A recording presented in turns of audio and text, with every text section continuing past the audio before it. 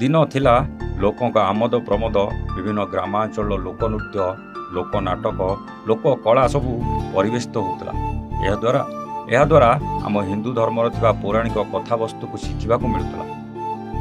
किंतु आधुनिक जुगरे आजिर mobile television जुगरे सते जेपरी भारत लीला सखी नाट प्रहलाद नाटक पालापरी लोकनृत्य लोप पाइबार लगी।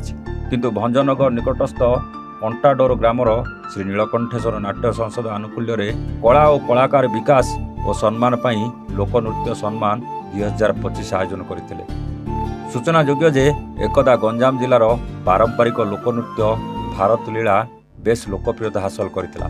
एपरिक लोकनृत्य कलाकार माने देश और देश बाहर रे निज कला प्रदर्शन करी बहु ख्याति अर्जन करथिले।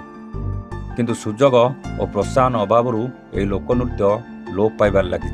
यह लोकनृत्यर विकास पाई सरकार सहयोग करने आवश्यक। आज कार्यक्रम में जिला सूचना लोक संपर्क तथा संस्कृति अधिकारी श्रीयुक्त रवि नारायण बेहरा जोगदे।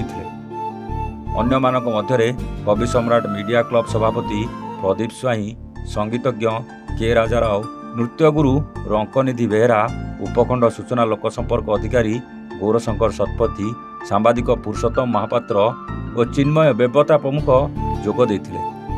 अनुष्ठान सभापति केशव आचार्य सभापतित्व में आयोजित कार्यक्रम में विभिन्न वर्गर कलाकार मानकु सम्मानित करा जायतिला।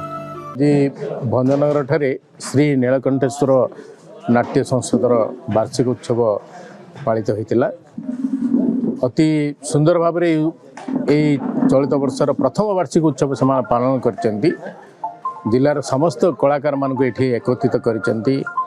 नाट्य संसदर समस्त सभ्य सभ्यगण एवं अति खुशी लगिला कलाकार मानक डाकिकी कलाकार मानक गोटे प्रोत्साहन करने से जो सम्मान से देइचंती।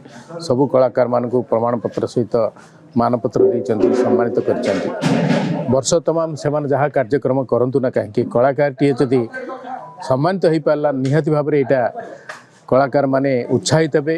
परवर्ती कार्यक्रम से प्रस्तुत हे, निज मानसिक स्तर में से उल्लसित हे। आम नीलकंठेश्वर नाट्यकला संसद जो कंटाडोर भंजनगर से जो वार्षिक उत्सव करते मुझे भारत लीला गुरु हिसाब से मोर नाम रंकनिधि बेहरा। भारत लीलार बहुत कलाकार अन्य कलाकार समस्त निमंत्रण करते ये अनुष्ठान समस्त सम्मानित करते। आमर जिला सांस्कृतिक अधिकारी से आसी बहुत आमको सब बुझे कौ प्रकार कला बंचब, कला को बंचाई रख, मौलिकता रक्षा कर, ये बहुत प्रकार आलोचना आम रही। जो अपसंस्कृति पशिगला ताकि रोकवा ये सब आलोचना होता।